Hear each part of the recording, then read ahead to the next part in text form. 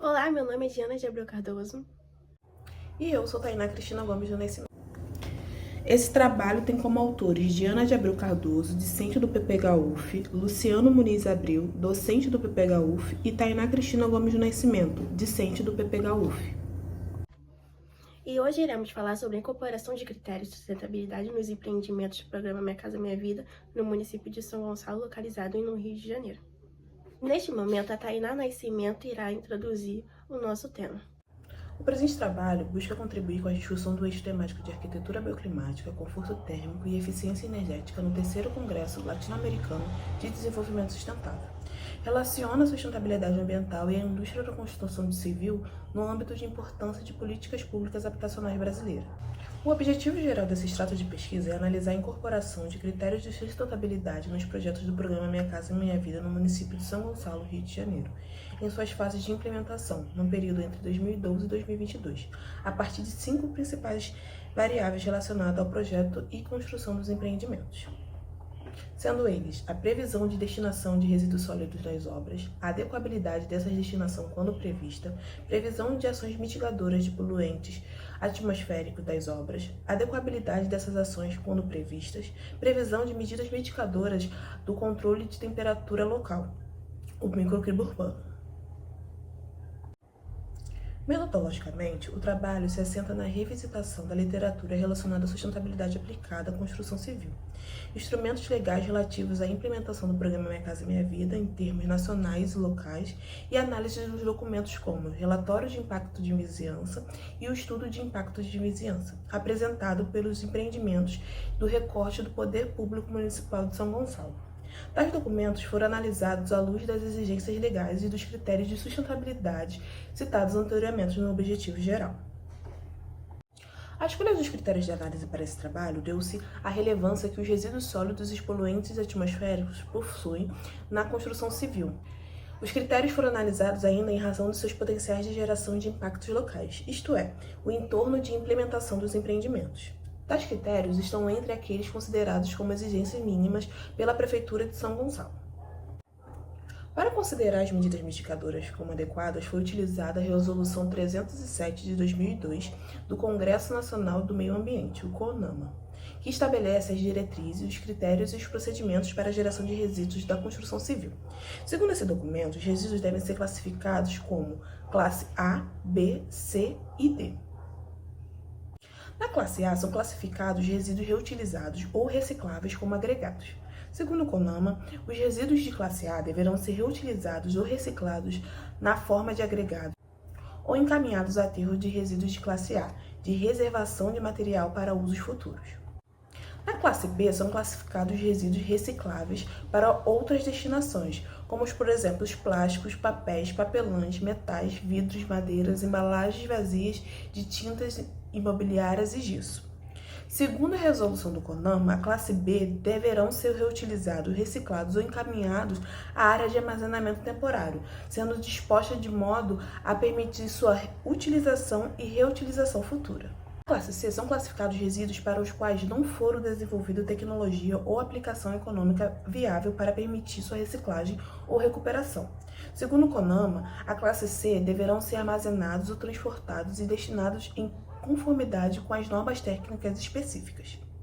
Já na classe D são classificados resíduos perigosos oriundos de processos de construção civil, como tintas, solventes, óleo, ou aqueles contaminados ou prejudiciais à saúde, oriundos de demolições, reformas e reparos de clínicas radiologísticas, instalações industriais e outros, bem como telhas e demais objetos e materiais que contenham amidos ou produtos nocivos à saúde. Segundo o CONAMA, na classe C deverá ser armazenado, transportado e destinado em conformidade com as normas técnicas específicas.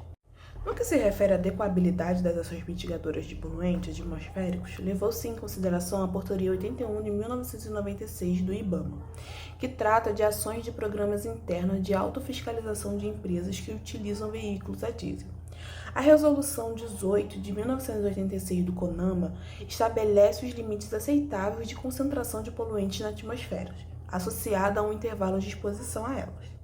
E a Lei 6.938 de 1981, que trata dos padrões de qualidade do ar.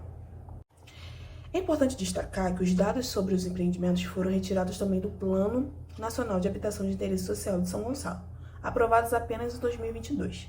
A Prefeitura de São Gonçalo apresenta os dados sobre os nomes dos condomínios, número e unidades habitacionais, bairros, construtoras e anos de inauguração. O empreendimento, antes da legislação de 2018, não foram analisados pela Prefeitura e pelas construtoras por meio de estudo de impacto de vizinhança e relatório de impacto de vizinhança. Nesse sentido, os empreendimentos analisados totalizaram 10 empreendimentos, com 3.388 unidades habitacionais. Justamente aqueles que ainda não foram entregues, de modo que as análises foram centradas nesses empreendimentos. Conforme apontado, São Gonçalo recebeu até o momento 30 empreendimentos no âmbito do programa Minha Casa Minha Vida, que totalizam 9.253 unidades habitacionais. Deste total, 10 empreendimentos, todos em fase de implementação, foram analisados. Estes empreendimentos totalizam 3.388 unidades, ou cerca de 37% do total de unidades prevista para o município. A análise agregada aponta que, em um dos 10 empreendimentos analisados de estudo de impacto de vizinhança, não foram apresentados ou não contam neles medidas mitigadoras de impactos ambientais no quesito de resíduos sólidos. Interessante notar que os empreendimentos da construtora MEP apresentaram resultados diferentes. O condomínio no bairro do Mutondo apresentou descarte inadequado de acordo com os critérios do CONAMA. Por outro lado, no condomínio do bairro do Patronato, a construtora produziu um plano de gerenciamento de resíduos da construção civil, sendo considerado como adequado. Como a Tainá já explicou, a metodologia foi realizada de acordo com o relatório de impacto de vizinhança. Porém, essa legislação em São Gonçalo só chegou no ano de 2018, ou seja, os empreendimentos que foram construídos antes desse tempo, antes de 2018, não houveram uma análise por meio desse relatório. Então, apenas 10 empreendimentos que ainda estão em construção têm essa análise de acordo com a prefeitura. Neste momento, irá entrar um slide sobre os resultados. Os resultados referentes à variável de poluição atmosférica apontou que 10 dos empreendimentos analisados, apenas o empreendimento residencial Flores de Maricá, da empresa RJ Engenharia, não apresentou em seu estudo de impacto de vizinhança medidas mitigadoras para a variável de poluição atmosférica, de tal modo que também foram considerados inadequados. São eles: residencial no bairro Patronato, da empresa MIP, Rio Largo, no bairro Tribobó, da empresa Rio Largo, também, residencial Alfredo Volpe, no bairro Maria Paula, da empresa CA, e residencial Riviera, no bairro Sacramento, da empresa GOR Construções. O próximo mapa ilustra exatamente quais foram as localizações dos empreendimentos que foram entregues e os que ainda não foram entregues. Ou seja, os que ainda não foram entregues têm esse estudo de impacto de vizinhança no site da Prefeitura de São Gonçalo. Iremos ver a seguir. Nessa próxima tabela que iremos apresentar, ela mostra e descreve exatamente os anos e a localização desses empreendimentos e o número de unidades, principalmente. Iremos ver agora. Onde foi apresentado o bairro Arsenal, com empreendimento Bela Vida 1 e 2, com unidades de 164 e 240, pela Raro Engenharia, que foi a única construtora. No ano de 2012 e 2013, foi inaugurado.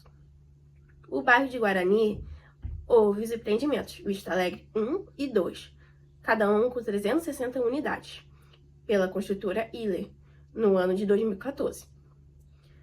Já no bairro Galo Branco, houve empreendimento com o mesmo nome, Galo Branco, e uma unidade de 300 habitações. E a construtora foi Edificar CS 2016. Já no bairro Jockey, houve os empreendimentos Araras, Aruba, Bem-Tivis, Casumel 1, Casumel 2, Casumel 3, Gaivotas, Sabiás. Já em Araras, houve 499 unidades pela empresa e construtora MRV no ano de 2016. Aruba também foi no ano de 2016, com 240 unidades pela construtora Curi. Bem-Tivis, 499 unidades habitacionais pela construtora MRV no mesmo ano, em 2016. Casumel 1, 2 e 3 tiveram cerca de 240, 280 e 200 pela construtora Cury, no ano de 2016 e 2014. Vale ressaltar que esses empreendimentos são localizados próximos. Já em Gaivotas, no empreendimento, houve 433 unidades pela empresa MRV no ano de 2015. No empreendimento Sabiás, houve um número de unidades 310 pela construtora MRV em 2015. No bairro de Venda da Cruz, houve o empreendimento Venda da Cruz 1, 2, 3, 4 e 5, com número de habitações de 1.240 pela construtora Sertenge S.A., inaugurado no ano de 2018. Agora, o último bairro foi Marambaia, Campo Belo 1, Campo Belo 2, com 260 unidades, em construtora CAC, no ano de 2022, os dois. Esses foram os empreendimentos entregues. Agora, no próximo slide, iremos apresentar sobre os empreendimentos que ainda estão em construção. Anteriormente, foram os empreendimentos que já foram entregues antes da legislação sobre o estudo de impacto de vizinhança. Os empreendimentos em construção do programa Minha Casa Minha Vida são no bairro de Mutondo, Patronato, Tribobó, Maria Paula, Lagoinha, Trindade, Sacramento, Neves, Galo Branco, totalizando em 3.388 unidades. E o total geral foi de 9.253. A próxima tabela que será apresentada é sobre as medidas mitigadoras, se as construtoras tomaram medidas ou não, e se elas foram consideradas viáveis de acordo com a legislação ou não, principalmente pelo CONAMA. Lembrando que essa tabela tem somente os empreendimentos que ainda estão em construção, porque eles passaram pela análise de impacto de vizinhança. O empreendimento residencial Jardim 2, do bairro de Mutondo, gerou resíduos. Houve medidas mitigadoras, como descarte em aterros. São adequadas? Não, porque não é somente isso, e não é adequado jogar esses resíduos em aterros. Por isso foram consideradas não adequadas. Já no bairro de Patronato, um empreendimento residencial atualmente sem nome gerou resíduos e houve medidas mitigadoras, com o plano de gerenciamento de resíduos da construção civil, que está de acordo com o CONAMA, com a legislação, ou seja, foi adequado. No bairro de Tribobó, Rio Largo, empreendimentos imobiliários gerou resíduos, houve medidas mitigadoras igualmente com patronatos, sendo de acordo. Já em Maria Paula, o residencial Alfredo Volpe, houve geração de resíduos e houve medidas mitigadoras, sendo armazenamento e destinação final adequados. De acordo com o CONAMA, por isso adequados. Já em Lagoinha, a reserva de Manacá e residencial Mauá gerou resíduos, houve medidas mitigadoras e ambos foram considerados adequados de acordo com a legislação.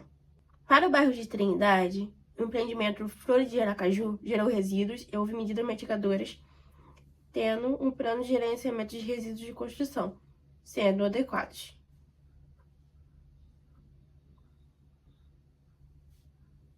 Já para o bairro de Sacramento, houve geração de resíduos, houve medidas mitigadoras consideradas adequadas de acordo com a legislação, como Neves e Galo Branco também. Alguns visando mais detalhes sobre as normas do que outros. No próximo slide, iremos apresentar sobre as medidas mitigadoras da poluição atmosférica e a análise se é adequado ou não. Mutondo apresentou geração de impactos e medidas mitigadoras, sendo adequadas. Patronato, houve geração de impactos e medidas mitigadoras, sendo consideradas parciais, porque não cumpriram todos os aspectos. Já em Tribobó, houve geração de impactos e medidas mitigadoras, também parciais. Maria Paula também ficou imparcial. Em Lagoinha, houve geração de impactos e medidas mitigadoras, sendo consideradas adequadas.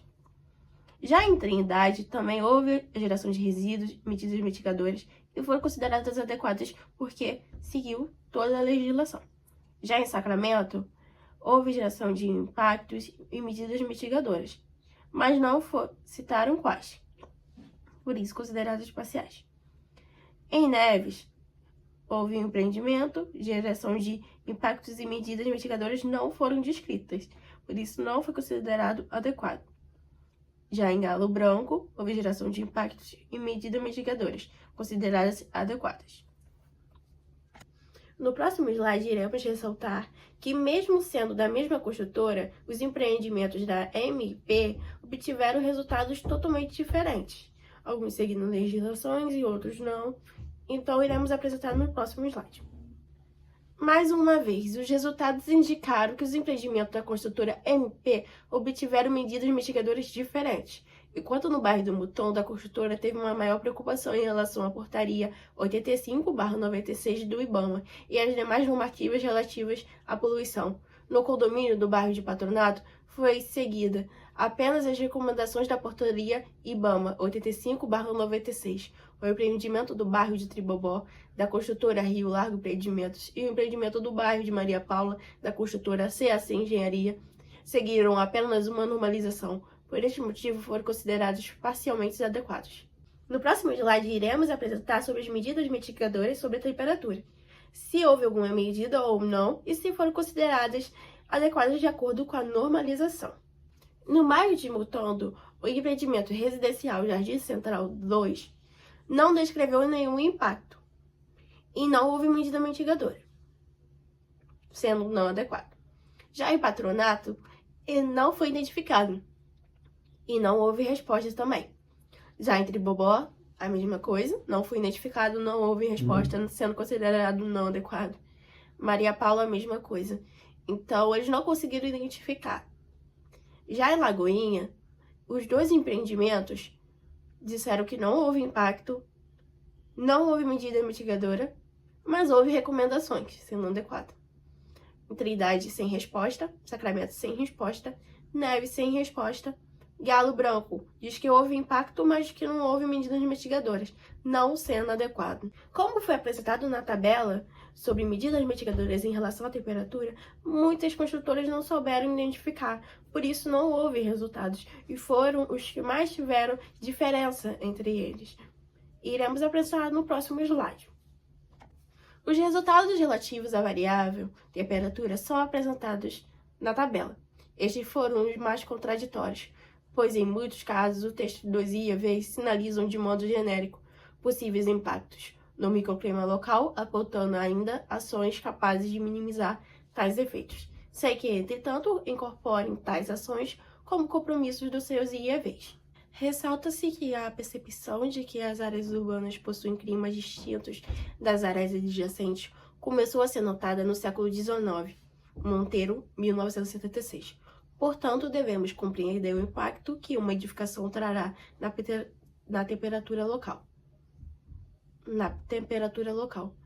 A NBR 152/20 traz parâmetros fundamentais para o desempenho das edificações, onde cada território brasileiro terá recomendações técnico-construtivas visando otimizar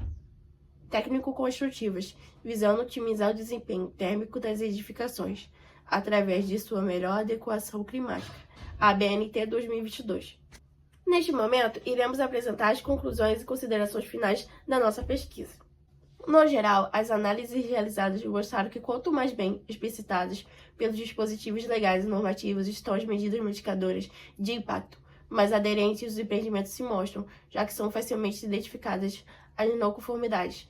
Ainda assim, alguma delas ignora a possibilidade de impacto dos empreendimentos, ou não reconhecem, mas não apresentam ações para mitigá-lo, ou as apresentam de modo parcial. Quando não há especificação clara em dispositivos legais e normativos a respeito das ações a serem tomadas, as empresas e empreendimentos apresentam um comportamento pouco proativo no reconhecimento dos impactos, em especial na prescrição e comprometimento de implementação das ações mitigadoras. Como foi dito no slide anterior, é muito necessário o seguimento das normas e das legislações para que saibam sobre a importância de seguir e também dos seus impactos e quais medidas podem ser tomadas. E muitas delas não seguem a normalização. E essas são as nossas referências bibliográficas.